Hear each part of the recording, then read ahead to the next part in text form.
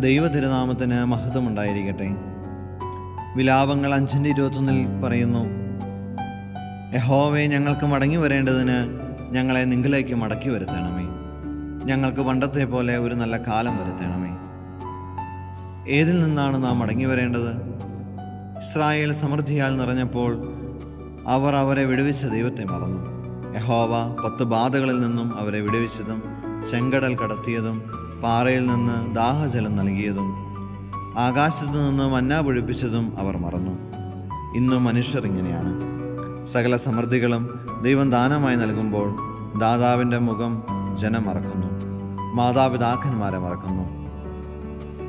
നമ്മുടെ നേട്ടങ്ങളിൽ നാം ദൈവത്തെ മറക്കരുത്. ദൈവനാമം മഹത്വപ്പെടുത്തണം.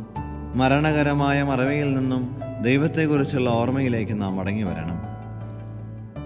നമ്മുടെ സഹനങ്ങളിൽ, നമ്മുടെ കണ്ണുനീരിൽ വിശ്വാസം മരവിച്ചു പോകരുത്. നമ്മുടെ രോഗങ്ങളിലും ദുരിതങ്ങളിലും പ്രയാസങ്ങളിലും വിശ്വാസം മരവിച്ചു പോകരുത്. സഹനങ്ങളിൽ കരുത്താർജിക്കുന്ന വിശ്വാസം നമുക്ക് വേണം. ഇസ്രായേൽ ദൈവത്തിൽ നിന്നും വളരെ ദൂരത്തിൽ അകന്നുപോയി. സകല പ്രവാചകന്മാരും ഈ ദൂരത്തെപ്പറ്റി പ്രതിപാദിക്കുന്നു. യെശയ്യാ പ്രവാചകൻ ഇങ്ങനെ പറയുന്നു, ആകാശമേ കേൾക്ക, ഭൂമിയെ ചെവി തരിക. യഹോവ അരുളി ചെയ്യുന്നു, ഞാൻ മക്കളെ പോറ്റി വളർത്തി, അവരോ എന്നോട് മത്സരിച്ചിരിക്കുന്നു. അവൻ എന്നെ വീഞ്ഞു വീട്ടിലേക്ക് കൂട്ടിക്കൊണ്ടു ചെന്നു. എൻ്റെ മീതെ അവൻ പിടിച്ചിരിക്കുന്ന കൊടി സ്നേഹമായിരുന്നു. ഉത്തമഗീതം 2:4 നമുക്ക് കാണുവാൻ സാധിക്കും. നമ്മുടെ ബലഹീനതകളിൽ, നമ്മുടെ കുറവുകളിൽ, നമ്മുടെ രോഗങ്ങളിൽ, നമ്മുടെ പാപങ്ങളിൽ അവൻ നമുക്ക് വേണ്ടി പിടിച്ച കൊടി സ്നേഹമായിരുന്നത് കൊണ്ടാണ് നാം ഇന്നും ജീവിച്ചിരിക്കുന്നത്.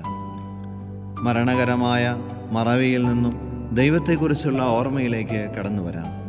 നമ്മുടെ സഹനങ്ങളിൽ മരവിച്ചുപോയ വിശ്വാസത്തിൽ നിന്നും കരുത്താർജിക്കുന്ന വിശ്വാസത്തിലേക്ക് മടങ്ങി വരാം. ദൂരത്തായിരിക്കുന്ന നമുക്ക് നമ്മുടെ പിതാവായ ദൈവത്തിൻ്റെ ഭവനത്തിലേക്ക് മടങ്ങി വരുവാൻ ഈ നോമ്പുകാലം നമുക്ക് സാധിക്കട്ടെ. അങ്ങനെ നമ്മുടെ വിലാപങ്ങളെ നൃത്തമാക്കി മാറ്റുവാനും നമുക്ക് കഴിയട്ടെ. ദൈവത്തിരുനാമം മാത്രം വാഴ്ത്തപ്പെടുമാറാകട്ടെ. ആമീൻ.